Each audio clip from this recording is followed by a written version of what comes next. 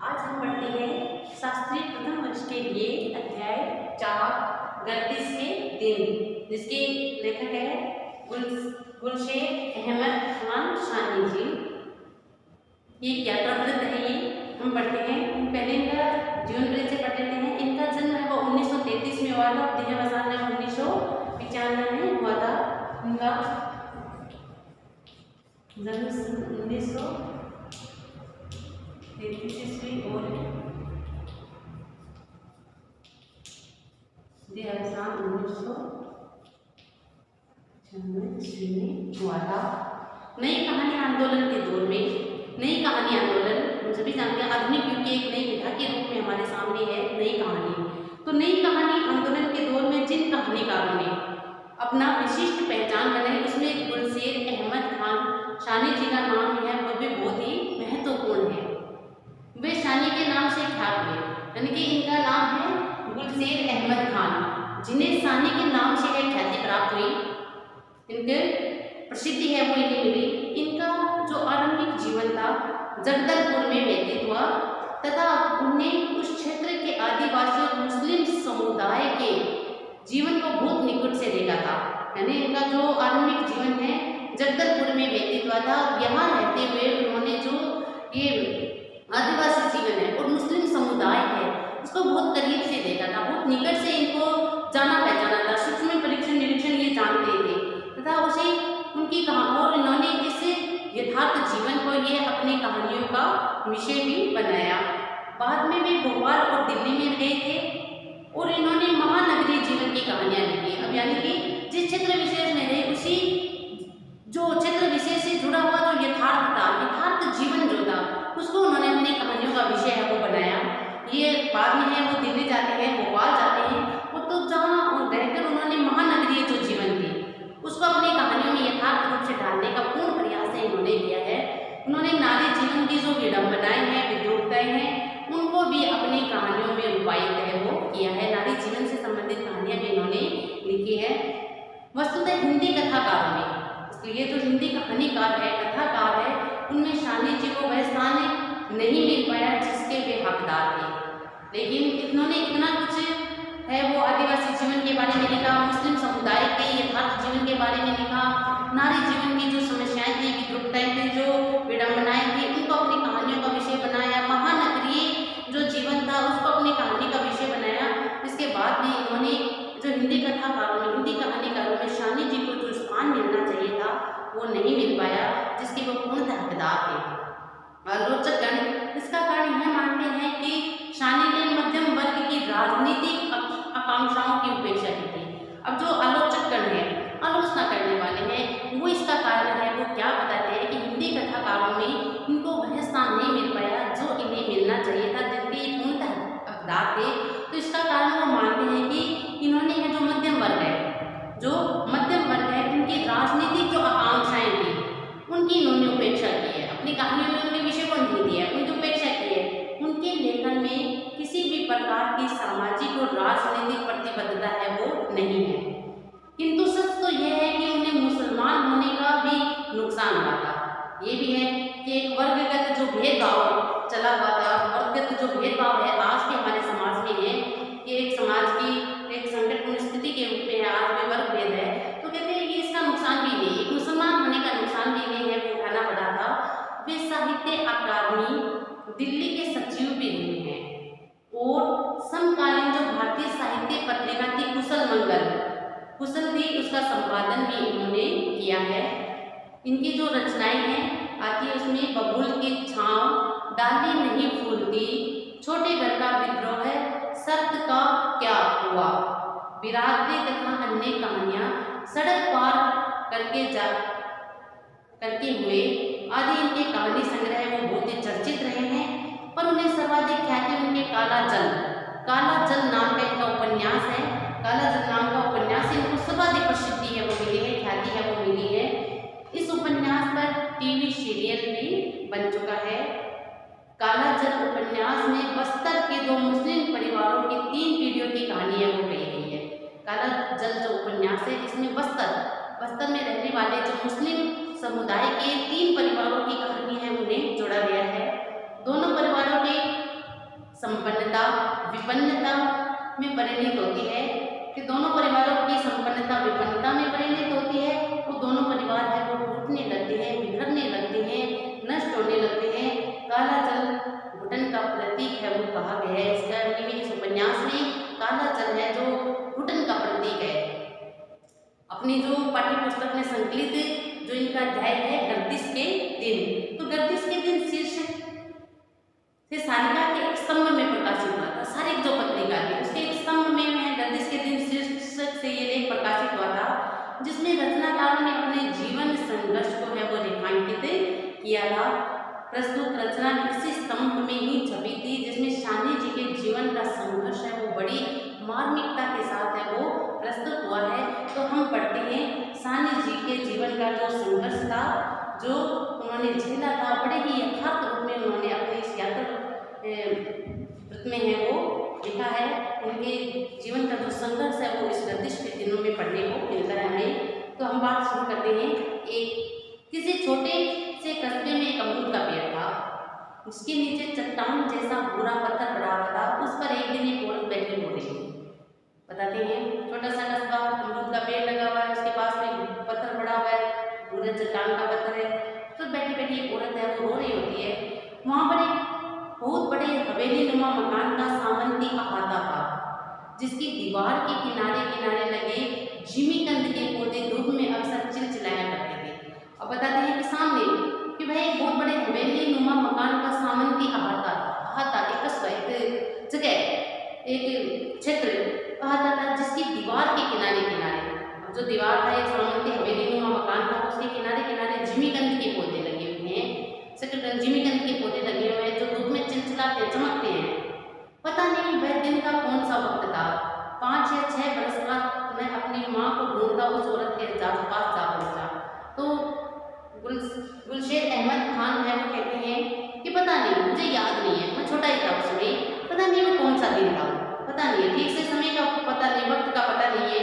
5 या 6 बरस का था, छोटा ही था। मैं अपनी माँ को ढूंढ रहा था, ढूंढता उस औरत के पास पहुँचता हूँ और बेड से उखड़ी हुई उसकी पीठ देखते उसकी गोद में मुंह छिपाकर मैं अचानक रोने लगा था कि उसकी बेड से उखड़ी हुई पीठ, बेड मार कर उसकी चमड़ी उधेड़ ली गई थी पीठ से। तो कहते हैं उस औरत की बेड से उधड़ी हुई उसकी पीठ को देखते उसके गोद में मुंह छिपाकर है वो अचानक से ये रोने लग गया था। न तो मैंने कुछ पूछा था और न ही उसने कुछ बताया था, लेकिन फिर भी मेरी आंखों के आगे अपने अब्बा का रोबीला गुस्सेला चेहरा है वो बना गया था। तो कहते हैं मैं छोटा ही था, 5-6 वर्ष का था, इतना ज़्यादा समझदार भी नहीं था। तो न तो मैंने उस औरत से कुछ प्रश्न पूछा, उस रोती हुई महिला से, और न ही उसने है अपने आप से कुछ बताया। लेकिन मैं इतना अवश्य जानता था, मैं इतना, वो जो मेरे आंखों के सामने है, मेरे जो अब्बा थे उनका जो रोबदा और गुस्से जो चेहरा था वो सामने आ गया।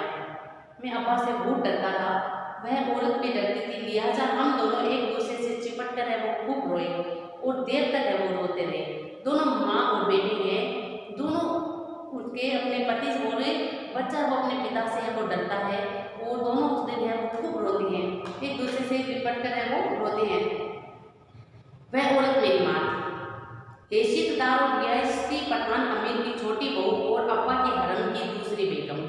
तो बताते हैं कि वो जो औरत रो रही थी पत्थर पे बैठी, जिसे मैं ढूंढ रहा था, जिसे चिपट कर मैं रोया था, जिसकी उधड़ी हुई पीठ है वो मैंने देखी थी, बेड से उधड़ी हुई पीठ मैंने देखी थी। वो औरत और कोई नहीं, मेरी माँ ही थी। और हैसियतदार और रियासती पठान के खानदान की अमीर की छोटी बहू और मेरे अब्बा के हरम की दूसरी बेगम। हरम महिलाओं के रहने का स्थान कहलाता है और मुस्लिम समुदाय में है वो एक से अधिक विवाह की अनुमति है, एक से अधिक विवाह कर सकते हैं। कहते मेरी माँ है वो ऐसे रियासती पठान अमीर की छोटी बहू और मेरे अब्बा के हरम की दूसरी बेगम थी। एक ऐसी शरीकी हयात जिसमें बहुत जल्द हम हरम से बाहर होना था। कई साल बाद जब मैं मरी तो बिल्कुल अकेली थी, हम में से किसी ने उसका मुंह नहीं देखा था। तो कहते दूसरी बेगम थी और मेरी माँ एक ऐसी शरीकी हयात जिसके बहुत जल्द उस हरम से बाहर होना था। यानी कि हम जानते थे कि मेरी माँ की उसे बहुत जल्दी है उस हरम से है वो बाहर आना पड़ेगा, निकलना पड़ेगा। और कई साल बाद जब मैं मरी और मेरी माँ है कई सालों के बाद जब मरी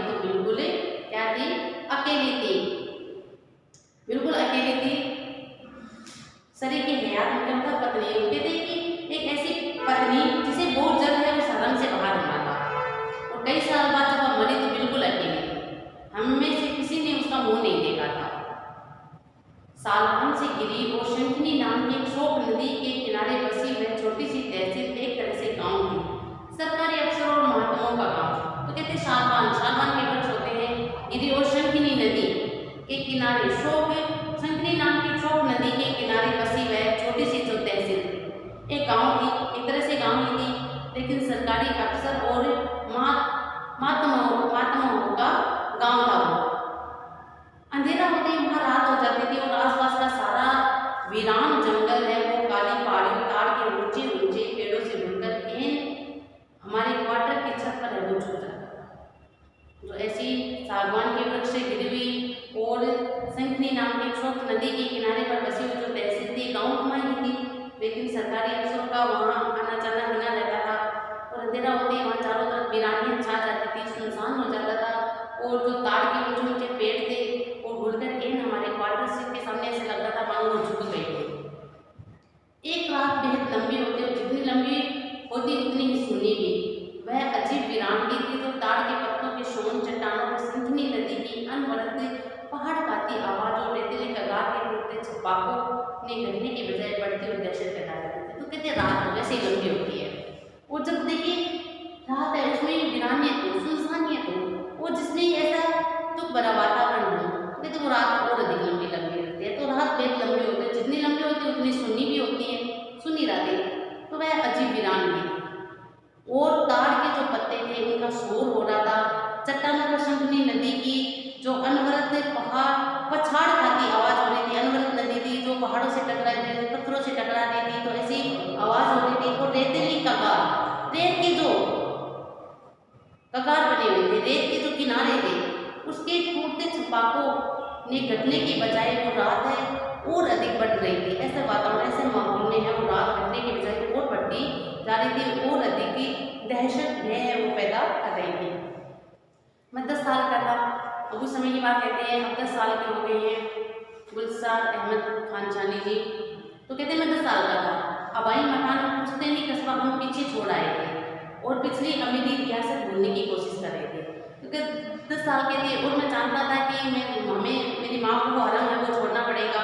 तो कहते 10 साल का हो गया था, तो आबाई मकान जो था हमारा, जो पुश्तैनी मकान था, पुश्तैनी जो कस्बा था, उसे हम पीछे छोड़ आते हैं और पिछली जो अमीरी रियासत थी, अमीरी परिवार से लोग रखने वाले, संबंध रखने वाले थे, उस रियासत को हम भूलने की कोशिश करते हैं। जिन अदालतों में हमारे दादा जान मुख्तार की तरह जाते थे और वहाँ अब्बा एक मामूली पेशकार होकर काम कर रहे थे। तो कहते हैं कि उस अदालत की बात करते हैं कि हमारा जो दादा परदादाओं का जो समय रहा है वो बड़ा ही रहीसीदार रहा है, रहीसीदार है वो रहा है। अबाई यानी भव्य जो मकान था वो पुश्तैनी कस्बा था, उसे पीछे छोड़ा थे। और दादा जान है मुख्तार की तरह जाते थे, मुख्तार की तरह जाते थे, एक अधिकारी की तरह जाते थे। तो जिन अदालतों में हमारे दादा एक अधिकारी के रूप में जाते थे, आज हमारे पिताजी है वहाँ एक मामूली से पेशकार बनकर है वो कार्य कर रहे, एक मामूली से नौकर बनकर वहाँ कार्य है वो कर रहे थे। न वह मेरे नुमा घर रह गया है, न वह हरम और न ही वे बेग में रह गई है। सरकारी और किराए के घर में शरीफ बीबी के बदले हसीन औरत बैठी हुई थी। कहते सरकारी और किराए के घर, मेरे पिता जो अदालत में काम कर रहे थे, सरकारी घर उन्हें मिला हुआ था, सरकारी क्वार्टर उन्हें मिला हुआ था, और किराए का जो घर था उसमें एक शरीफ के बदले हसीन औरत बैठी हुई थी। अब्बा की वह दास्ता जिसके लिए खान घराने की छोटी बहू या मेरी माँ कभी की बाहर हो चुकी थी और हम लोगों के लिए जैसे मर कप गई थी। तो कहते हैं कि अब जिस जगह पर मेरी मम्मा को होना चाहिए था, उस जगह पर एक सुंदर औरत, हसीन औरत बैठी हुई थी। अब्बा की वह दास्ता जिसके लिए खान घराने की बहू या मेरी माँ, छोटी बहू या मेरी माँ कब की बाहर हो चुकी थी, उस जगह से बाहर हो चुकी थी, हम लोगों के लिए जैसे मर कप गई थी नहीं मेरी माँ।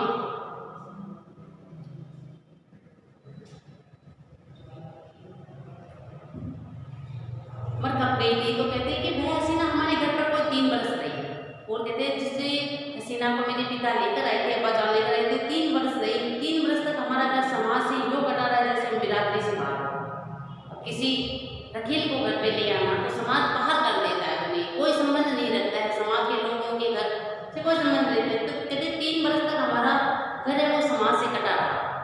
जैसे हम बिरादरी से बाहर हो, उन 3 वर्षों में न तो हमारे यहाँ कोई आता था और न ही हम किसी के यहाँ जाते थे। यही नहीं, उस एक घर में भी जैसे 2 दुनिया थी, एक अब्बा की और दूसरी हमारी। उस घर में रहते हुए भी जैसे 2 दुनिया एक घर में रह रही थी, एक तो अब्बा जान की थी और एक अम्मा बेटे की दुनिया थी। दरअसल बड़ी आपा, मैं और छोटी बहन, हम तीनों बच्चों का सहमा हुआ यातना में संसार था जिसमें हमारे अब्बा कभी नहीं आते थे। और कहते हमारी जो जिंदगी थी, दरअसल मैं बताता हूँ कैसी थी।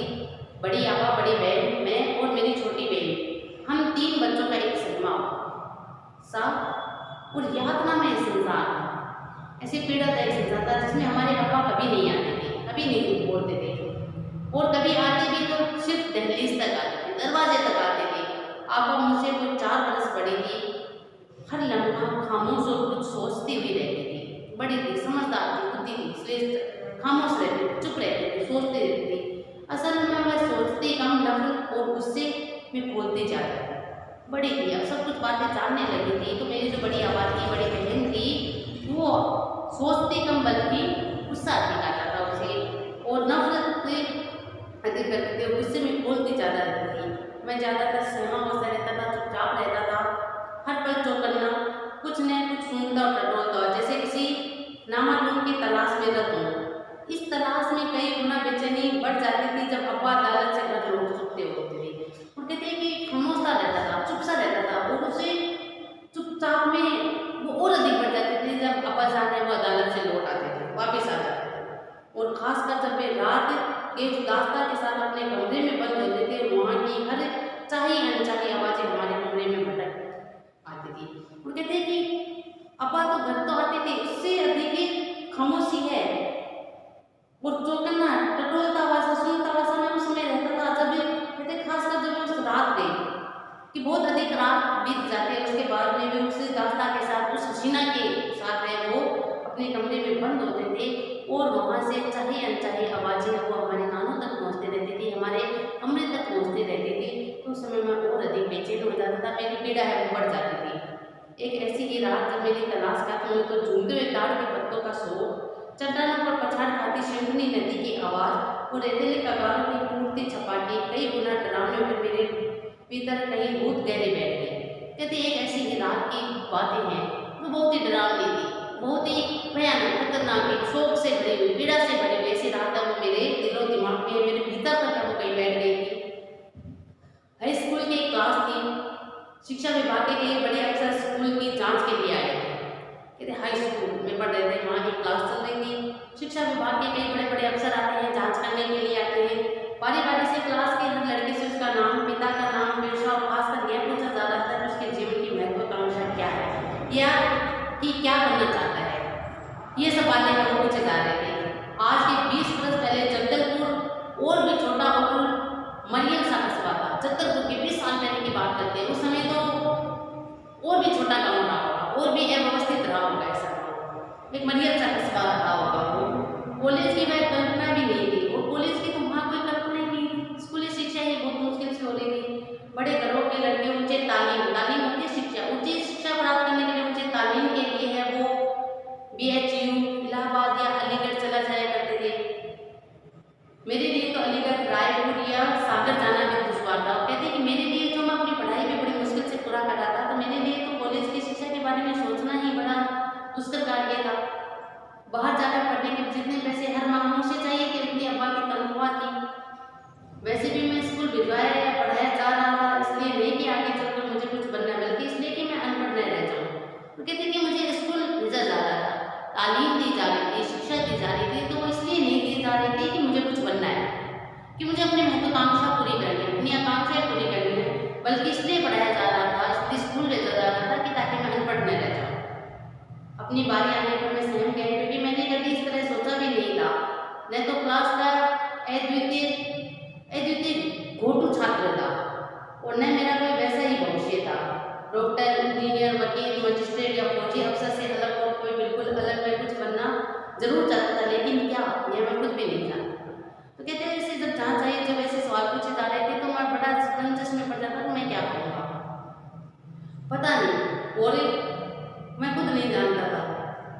नहीं सर, मैंने धीरे से जवाब दिया था।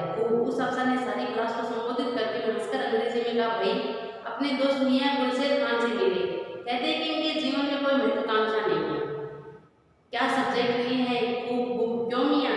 क्या मेल नर्स बनोगे? व्यंग्य किया जाता है, उपहास उड़ाया जाता है। जब उनसे प्रश्न पूछा जाता है कि तुम बड़े होकर क्या बनना चाहते हो, क्या तुम्हारी महत्वाकांक्षा है, किस क्षेत्र में जाना चाहते हो, तो कहते हैं पता नहीं।